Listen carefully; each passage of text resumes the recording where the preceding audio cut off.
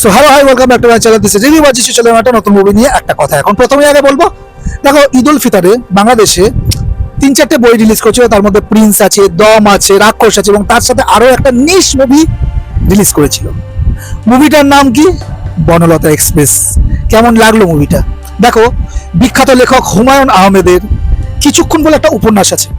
সেই উপন্যাসের অবলম্বনে কিন্তু পরিচালক তামিন নূর এই মুভিটা তৈরি করেছিলেন এবং এই মুভিটার কিন্তু দারুণ বাজ জেনারেট করতে পেরেছিল পাবলিকে, যেটা আমরা সোশ্যাল মিডিয়ায় দেখতে পেয়েছি। প্রপার ওখানে কতটাকে বিজনেস করেছে সেটা তো বলতে পারবো না, সেটা আমাদের বাংলাদেশি ভাইরাই বলতে পারবে। কিন্তু আমি বলবো আজকের এই মুভিটা দেখার পর আমার কি এক্সপিরিয়েন্স হলো। তো চলো রিভিউ করি। দেখো, এই মুভির গল্পটা একটু ছোট করে বলবো। দেখো, গল্পটা গড়ে উঠেছে একটা কুয়াশাচ্ছন্ন শীতের রাতে বনলতা এক্সপ্রেস ট্রেনের ভেতর। ট্রেনে একদল চেনা অচেনা মানুষ সহযাত্রী।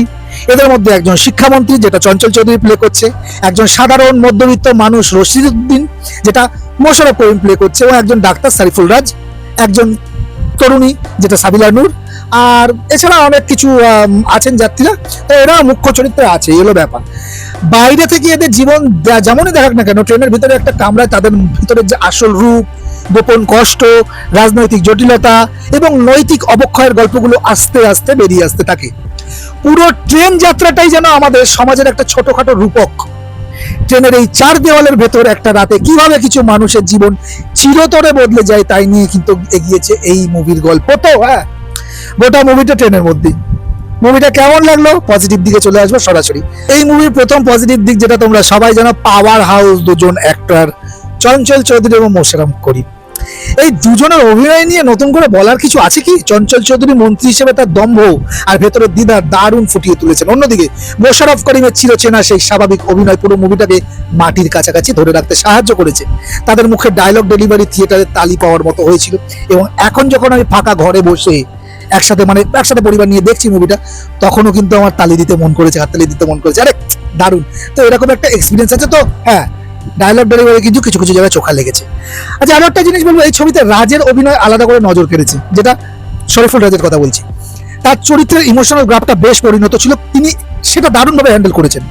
বারকাত হোসেন পলাশের সিনেমাটোগ্রাফিও চমৎকার ছিল। ট্রেনের ভেতরে সেই চেনা আলো আধারি, বাইরের কুয়াশা আর একটা থমথমে রাতকে ক্যামেরা যেভাবে ধরা হয়েছে তা কিন্তু তোমাকে ট্রেনে একটা সিটে বসিয়ে দেবে বলতে পারবো। আর ব্যাকগ্রাউন্ড মিউজিকও আমি বলবো জুৎসই হয়েছে, সিনের সাথে গেছে।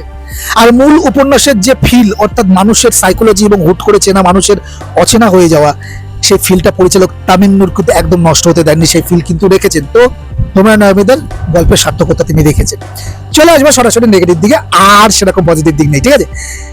সিনেমাটার ফার্স্ট হাফ এবং যেটা প্রথমার্ধ বলবো, সেটা বেশ স্লো, ড্রামা ওরিয়েন্টেড মুভি, নিশ মুভি, প্রথমেই বললাম, কিন্তু তারপরে যেন বেশি স্লো মনে হয়েছে। চরিত্রগুলোর পরিচয় করাতে এবং ট্রেনের পরিবেশ তৈরি করতে পরিচালক এতটাই সময় নিয়েছেন যে নর্মাল অডিয়েন্স ফার্স্ট হাফে বেশ কিছু জায়গায় একটু বোরিং লাগতে পারে। 2 ঘন্টা 33 মিনিটের রান টাইম আর একটু স্কিপ হতে পারতো। আমি তো বলবো 23 মিনিট কেটে চপ করে দিলে কিচ্ছু যেতে আসতো না। কাস্টে 16 জনের মতো অভিনেতা অভিনেত্রী আছেন এবং এত বড় এত মানুষকে জায়গা দিতে গিয়ে কিছু কিছু চরিত্রের গল্প কিন্তু খুব তাড়াহুড়ো করে শেষ করা হয়েছে।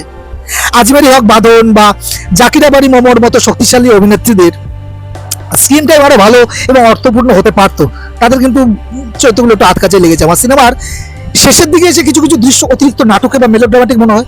রিয়েলিস্টিক উপায় যেভাবে গল্পটা এগোচ্ছিল প্রথম দিকে, শেষটা সেই তুলনায় বেশি ফিল্মি বা সাজানো গোছানো মনে হয়েছে এবং সেটা জার্কিং লাগবে। ফাইনাল ভারি যদি দিই তাহলে বনলতা এক্সপ্রেস কোনো ধুমধারাক অ্যাকশন বা কমার্শিয়াল মুভি কোনো ছিলই না। তো এটা একটা নিডেড ড্রামা ফিল্ম। যদি তুমি একটু ধীর স্থির গল্প নির্ভর এবং ভালো অভিনয় সিনেমা পছন্দ করে, তাই এই ট্রেন যাত্রা তোমাকে কিন্তু ভালোই লাগবে। আর যদি তুমি দ্রুতগতি থ্রিলার বা ভরপুর বিনোদন আশা করো, তুমি মুভিটা খুলে বুঝতে পারা যায় তোমার সিনেমা না, তুমি গুছিয়ে বাড়ি চলে যাবে, দেখবে না, এটাই বলবো। তবে মুভিটার এই ধীর গতি কিন্তু তোমাকে হতাশ করবে যদি ওই ধরনের চিন্তা ভাবনা করে রাখো, ঠিক আছে?